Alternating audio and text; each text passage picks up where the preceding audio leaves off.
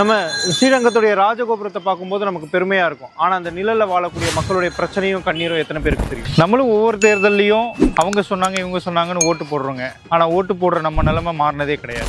எங்கேயோ பிறந்து எங்கேயோ வளர்ந்துருக்கலாம். ஆனா இன்னைக்கு என்னுடைய மூச்சு பேச்சு சிந்தனை எல்லாமே இந்த ஸ்ரீரங்கத்தை சுற்றி தான் இருக்கு. இங்க இருக்கக்கூடிய ஒவ்வொரு வீதியும் ஒவ்வொரு வீடும் ஏறி இறங்கியிருக்கேன். இது எனக்கு வெறும் தொகுதி கிடையாது, என் வீடு. இங்க ஒவ்வொரு வீடா ஏறி பெரியவங்க கிட்ட நம்ம ஆசீர்வாதம் வாங்கும்போது அவங்க கண்ணில் இருக்கக்கூடிய எதிர்பார்ப்போம், ஒவ்வொரு இளைஞர்கள் கிட்ட நம்ம உரையாடும் போது அவங்களுக்கு எதிர்கால வேலைவாய்ப்பு திட்டத்து மேல இருக்கக்கூடிய இயக்கமும் என்னை தூங்க விடாம தரும். வந்துட்டு போற விருந்தாளியா நான் இங்க இருக்க வரலைங்க.